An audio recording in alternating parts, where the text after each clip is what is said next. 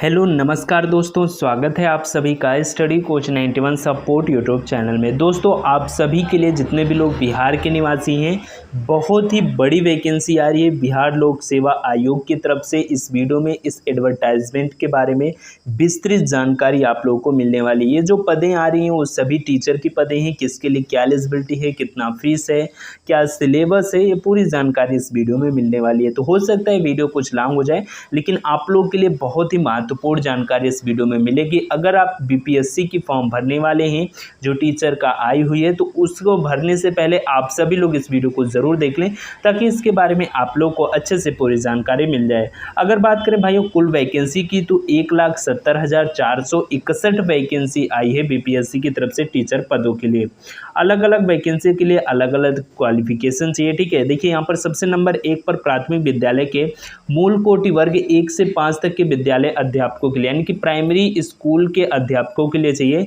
जिसके लिए यहाँ पर देख लीजिए, यहाँ पर विषय दी गई है, किस विषय के लिए चाहिए, सामान्य के लिए चाहिए, उर्दू के लिए चाहिए, बांग्ला के लिए चाहिए। और यहाँ पर दोस्तों आप सभी लोगों की पूरी जो है कैटेगरी वाइज वैकेंसी दी गई है। यहाँ पर टोटल पद दिया गया है, कितना टोटल पद है, तो यहाँ पर आप सभी लोग देख सकते हैं। इसके लिए टोटल पद कितना है, 79,943 टोटल पद है, ठीक है। वहीं अगर इसकी हम बात करें दोस्तों, नीचे आप लोग देख लीजिए सैलरी की, तो सैलरी क्या रहेगी, जितने भी लोग इसमें सेलेक्ट हो जाएंगे उसकी सैलरी रहने वाली है 25,000 रुपये प्रति माह एवं अनुमान्य भत्ते, ठीक है। उसके बाद में यहाँ पर देख लीजिए आप लोग की दूसरे नंबर पर है 9वीं और 10वीं के लिए, कक्षा 9 और कक्षा 10 के लिए अध्यापकों के लिए ज़रूरत है। और यहाँ पर दोस्तों आप सभी लोग इधर देख लीजिए विषय हिंदी, अंग्रेजी, विज्ञान, गणित, जो चीज़ें विषय है यहाँ पर आप सभी लोग चेक कर सकते हैं। उसके बाद में आप सभी लोग की अगर यहाँ पर कैटेगरी वाइज हमने बता दिया, कैटेगरी वाइज यहाँ पर पूरी डिटेल्स दी गई है, किस कैटेगरी के लिए कितना पोस्ट है। अगर बात करें टोटल कुल कितने पोस्ट हैं, तो यहाँ पर आप सभी लोग देख सकते हैं 32,916 पोस्ट है कक्षा 9 और 10 वालों के लिए, ठीक है। उसके बाद में दोस्तों यहाँ पर तीसरे नंबर पर आप लोग ध्यान दीजिए, उच्च माध्यमिक विद्यालय यानी कक्षा 11 और 12 के लिए यहाँ पर जो है अध्यापकों की जरूरत है। यहाँ पर सब्जेक्ट की नेम दी गई है, जंतु विज्ञान, वनस्पति विज्ञान, रसायन शास्त्र, गणित, भौतिकी शास्त्र, ठीक है। और यहाँ पर अगर बात करें दोस्तों टोटल जो है कुल वैकेंसी कितनी है, तो आप सभी लोग देख सकते हैं। और यहाँ पर आप सभी लोग ये चीज़ें देख सकते हैं कि आपकी कैटेगरी वाइज दी गई है। कुल पद आप सभी लोग यहाँ पर देखिए 57,602 कुल पद है, ठीक है। अगर बात करें दोस्तों इसमें सैलरी कितनी रहने वाली है, तो 32,000 रुपये यहाँ पर दी गई है। उसके बाद में दोस्तों ऊपर वाली अगर कक्षा 9वीं 10वीं की सैलरी की बात करें, तो यहाँ पर आप सभी लोग देख सकते हैं 31,000 रुपये इनकी दी गई है, ठीक है।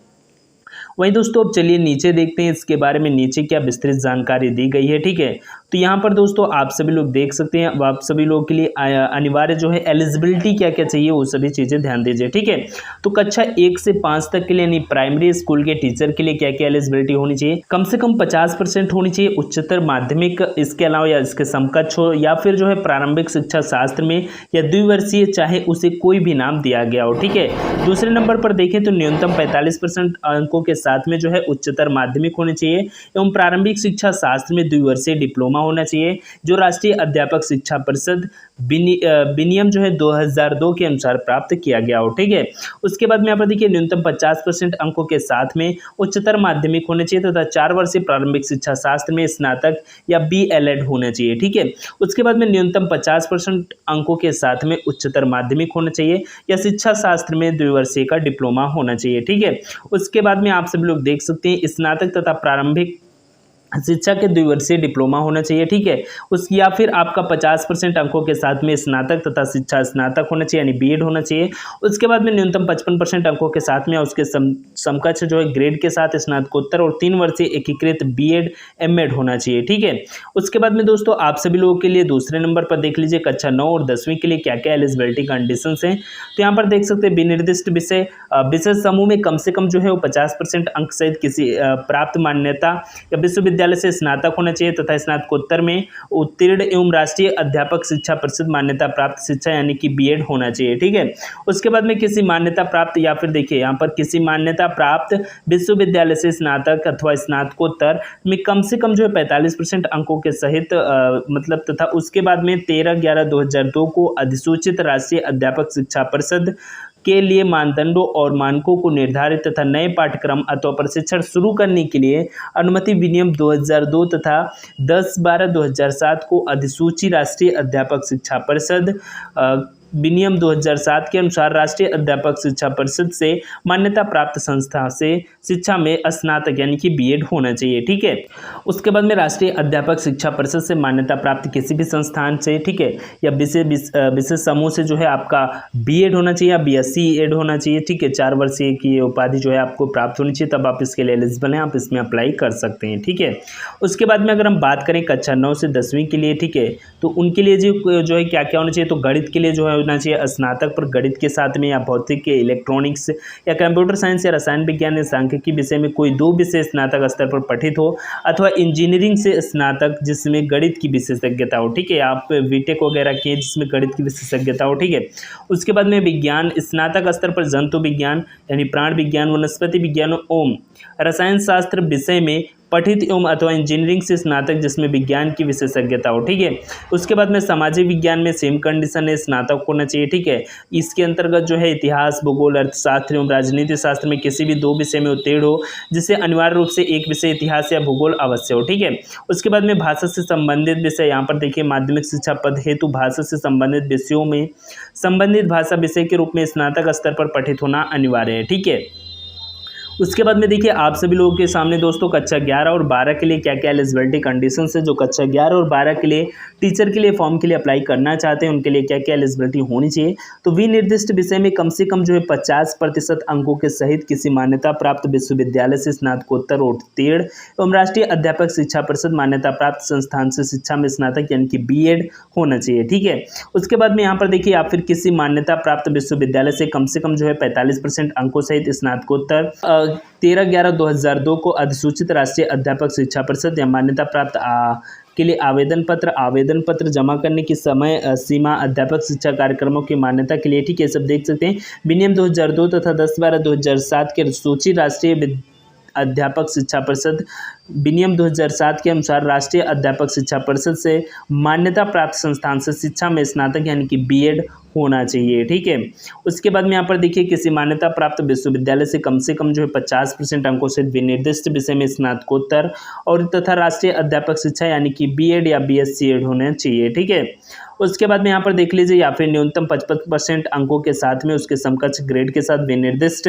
विषय में स्नातकोत्तर तथा 3 वर्षीय एकीकृत बीएड या एमएड होना चाहिए। ठीक है, उसके बाद में दोस्तों यहाँ पर देख लीजिए आप सभी लोग कक्षा 11-12 तथा विद्यालय अध्यापक के पद पर नियुक्ति हेतु विशेष समूह निम्नवत होगा। ठीक है, जैसे फिजिक्स के लिए क्या क्या सब्जेक्ट होना चाहिए, पोस्ट ग्रेजुएट लेवल में फिजिक्स या इलेक्ट्रॉनिक्स या अप्लाइड फिजिक्स या न्यूक्लियर फिजिक्स से होना चाहिए। ठीक है, यहीं अगर केमिस्ट्री के लिए देखना चाहें तो केमिस्ट्री के लिए केमिस्ट्री होनी चाहिए या बायोकेमिस्ट्री होनी चाहिए। इकोनॉमिक्स के लिए यहाँ पर आप सभी लोग देख सकते हैं। ठीक है, ऐसे ही आप सभी लोग इसको चेक कर सकते हैं। उसके बाद में यहाँ पर देखिए F नंबर पे कक्षा 11 से 12 में कंप्यूटर विज्ञान विषय के लिए विद्यालय अध्यापक के लिए आवश्यक शैक्षणिक, ठीक है, जो कंप्यूटर विज्ञान सब्जेक्ट के लिए लेने वाले हैं कक्षा 11-12 में लिए। ठीक है, उसके लिए क्या होना चाहिए, न्यूनतम 50% अंकों के साथ में निम्न विषय समूह उसमें मान्यता प्राप्त विश्वविद्यालय से प्राप्त उपाधि DIESCC से स्तरीय किसी विषय में स्नातकोत्तर की उपाधि होनी चाहिए। ठीक है, या फिर किसी मान्यता प्राप्त विश्वविद्यालय से AICTE से मान्यता प्राप्त संस्थान से BE या BTech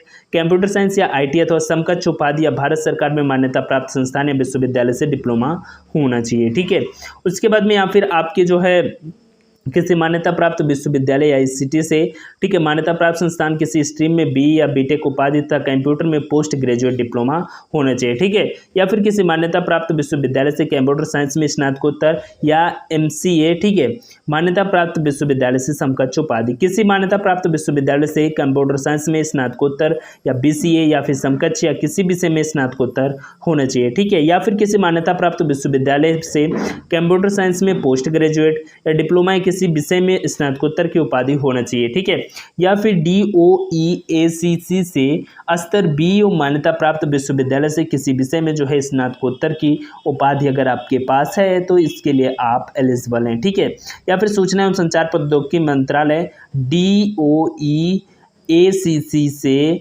स्तर C तथा किसी मान्यता प्राप्त विश्वविद्यालय से स्नातकोत्तर की उपाधि अगर आपको प्राप्त है तो आप इसमें जो है अप्लाई कर सकते हैं। या फिर MCA का 3 वर्षीय कोर्स अगर आपने 6 सेमेस्टर किया है तो भी आप इसमें अप्लाई कर सकते हैं। ठीक है, उसके बाद में यहाँ पर देख लीजिए इसके लिए संगीत विषय के लिए जो है कक्षा 11-12 के लिए क्या क्या जो है एलिजिबिलिटी कंडीशन से क्या क्वालिफिकेशन चाहिए। देखिए न्यूनतम जो है 50% अंकों के साथ में किसी मान्यता प्राप्त विश्वविद्यालय अथवा मान्यता प्राप्त बोर्ड या संस्थान से संगीत शिक्षा में जो है स्नातकोत्तर की उपाधि या उसके समकक्ष अर्हता जो है आपके पास होनी चाहिए।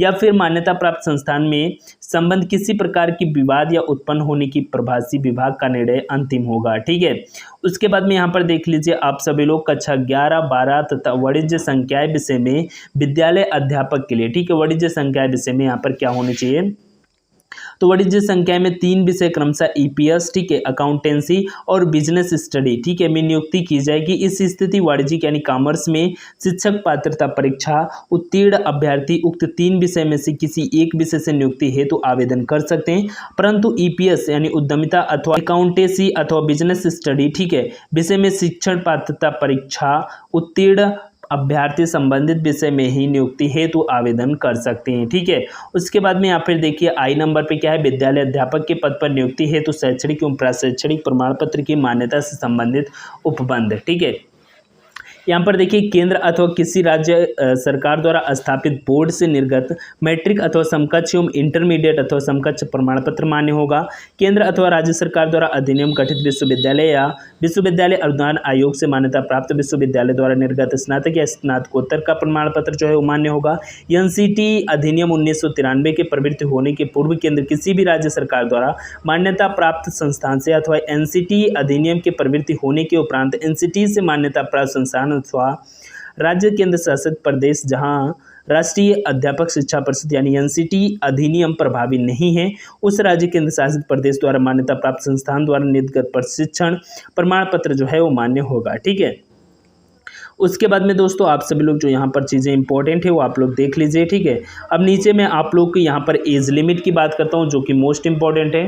तो एज लिमिट यहाँ पर देख लीजिए आप लोग की सभी पदों पर नियुक्ति हेतु न्यूनतम जो अधिकृत उम्र सीमा के लिए कट ऑफ जो है 1/8/2023 से होगी, यानी 1/8/2023 से आप लोग की एज निर्धारित की जाएगी। ठीक है, प्राथमिक विद्यालय के अध्यापक के लिए कट ऑफ जो है 1/8/2023 को अभ्यर्थी की न्यूनतम जो आयु है वो 18 वर्ष और माध्यमिक शिक्षा उच्च विद्यालयों के अध्यापक के लिए अभ्यर्थियों की जो न्यूनतम आयु होनी चाहिए 1/8 तक जो है 21 वर्ष कम से कम होनी चाहिए। ठीक है, वहीं अगर बात करें अधिकतम आयु की तो अनारक्षित पुरुष के लिए जो है 37 वर्ष, पिछड़ा वर्ग, अत्यंत पिछड़ा वर्ग, पिछड़े वर्ग की महिला एवं अनारक्षित महिला जो है वो 40 वर्ष एवं अनुसूचित जाति तथा अनुसूचित जनजाति जो होती हैं उनकी पुरुष एवं महिला के लिए 42 वर्ष होनी चाहिए। और उसके बाद में वार्धक्य सेवानिवृत्त की आयु जो है वो 60 वर्ष निर्धारित है। ठीक है, आयु वर्ष में सीमा यहाँ पर छूट आप सभी लोग देख सकते हैं। इस नियमावली के प्रवृत्ति होने के पूर्व पात्रता परीक्षा में उत्तीर्ण होने वाले प्रशिक्षित अभ्यर्थी को इस नियमावली के प्रवृत्ति होने के पश्चात नियुक्ति के प्रथम समव्यवहार में अधिकतम आयु सीमा से 10 वर्ष की छूट दिनांक 1/8/2023 को आधार मानकर दे होगा। ठीक है, उसके बाद में दोस्तों यहाँ पर देख लीजिए आप सभी के लिए जो सिलेबस है वो क्या रहने वाली है। ठीक है, तो यहाँ पर आप लोगों की सिलेबस है जो है भाषा से रहने वाली है, सामान्य अध्ययन रहने वाला है, विषय एवं सामान्य रहने वाला है, अध्ययन रहने वाला है, विषय एवं सामान्य अध्ययन रहने वाला है। ठीक है, ये थी आप लोगों की सिलेबस। और अगर बात करें यहाँ पर आप लोग की जो है क्वेश्चंस कितने रहने वाले हैं तो क्वेश्चंस आप सभी लोग देख सकते हैं 2 घंटे रहने वाली है भाषा के लिए और 2 घंटे यहाँ पर आप लोग की सामान्य अध्ययन के लिए मिलेगा। विषय एवं सामान्य अध्ययन के लिए जो है आप लोग की वो भी 2 घंटे के लिए मिलेगा। ठीक है, विषय एवं सामान्य अध्ययन के लिए यहाँ पर भी 2 घंटे के लिए मिलेगा। यहाँ पर आप लोग की देख लीजिए क्या क्या चीज़ है, सिलेबस है, क्या क्या जो है टॉपिक्स यहाँ पर आप सभी लोग चेक कर सकते हैं। ठीक है, जो कि मोस्ट इम्पोर्टेंट है। अब आप सभी लोगों के लिए हम बात करते हैं आप लोग की यहाँ पर देख लीजिए क्या चीज़ें दी गई है। आरक्षित कोट निम्नवत है। ठीक है, तो उसको आप सभी लोग विस्तार से जा करके पढ़ सकते हैं। अब आप लोग के लिए अगर एग्जाम फीस की बात करें तो फीस कितना रहने वाली है आप लोग ध्यान दीजिए। ठीक है, सामान्य अभ्यर्थी के लिए 750 रुपये, अनुसूचित जाति अनुसूचित जनजाति के लिए 200 रुपये, सभी आरक्षित अनारक्षित वर्ग महिला के लिए 200 रुपये, दिव्यांग अभ्यर्थी के लिए 40% या उससे अधिक के लिए 200 रुपये। ठीक है, अन्य सभी उम्मीदवारों के लिए 750 रुपये। ठीक है, अभ्यर्थी उपरोक्त परीक्षा शुल्क के अतिरिक्त विभिन्न बैंकों द्वारा निर्धारित चार्ज भी देना होगा जिसे ऑनलाइन भुगतान के क्रम में बैंक द्वारा स्वतः बैंक चार्ज के रूप में ले लिया जाएगा। ठीक है, तो इसके अलावा आप लोग को चार्ज भी उसमें ऐड करके देना पड़ेगा। ठीक है, जो इसमें दी गई है उसमें चार्ज भी आप लोग को ऐड करके देना पड़ेगा। अगर अब आप लोग की बात करते हैं मोस्ट इंपॉर्टेंट इसमें ऑनलाइन आवेदन करने की तिथि के बारे में। ठीक है, तो यहाँ पर देख सकते हैं जो आप लोग की ऑनलाइन आवेदन है वो 15/6/2023 से स्टार्ट हो जाएगा।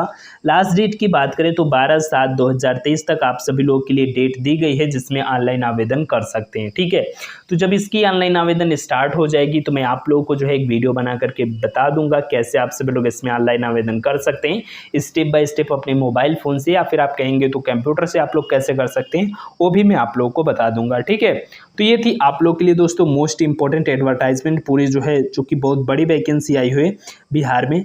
तो दोस्तों अगर आप इसमें अप्लाई करना चाहते हैं तो आप लोग हमें कमेंट करके बताइए कि आप जो है इसमें अप्लाई करने जा रहे हैं। और बाकी किसी भी जगह पे अगर आपको डाउट हुआ हो या डाउट है तो आप लोग हमसे कमेंट करके पूछ सकते हैं।